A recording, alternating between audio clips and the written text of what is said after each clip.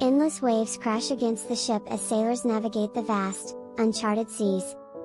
Then, from somewhere unknown, a voice calls out, a song so mesmerizing, so perfect, that it defies reason. It is irresistible.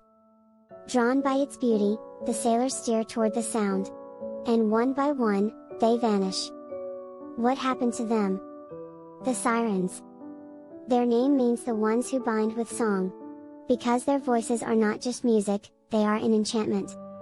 A single note can ensnare the mind, and those who listen are doomed to destruction. But who were they?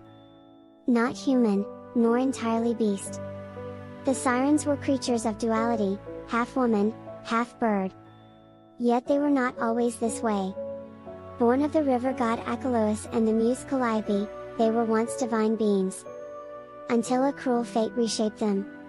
One legend tells that the Sirens rejected love, vowing to remain pure forever. But such defiance angered Aphrodite, the goddess of love herself. You refuse love? Then you shall never be fully human again. With that, she cursed them, transforming them into hybrid creatures, neither fully divine nor fully mortal. Their home was a treacherous island, surrounded by jagged rocks and wrecked ships. With their songs, they lured sailors closer, stripping them of their senses. Blinded by desire, the men crashed against the rocks, their ships shattered to splinters. And the Sirens? They feasted upon the lost souls, their hunger unending. They would sing, and they would wait. Forever. But not all fell victim to their call. The cunning hero Odysseus, journeying home after the Trojan War, knew of the Sirens' deadly song. So he ordered his crew to block their ears with wax. And he? He had himself tied to the mast, forbidding his men to untie him no matter what he said. Then came the song. A melody so divine, so intoxicating, it nearly drove him mad.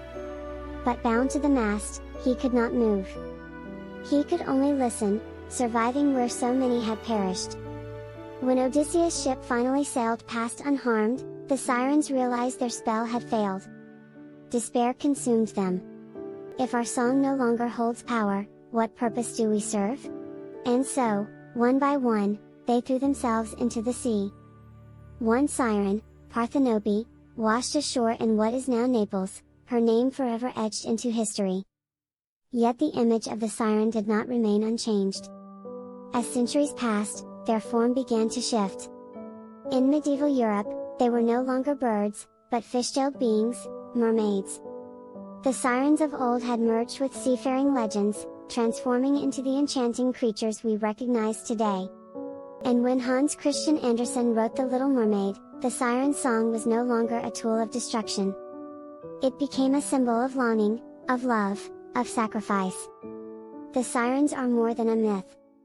They embody temptation, danger, and the irresistible pull of desire. Once feared as predators of the sea, they evolved into tragic figures, then beloved fairy tale icons. Because myths are never stagnant, they change, just as we do. And now, we return to reality. But if you ever find yourself at sea, and a song, ethereal, haunting, calls your name, beware. For the Sirens may still be waiting.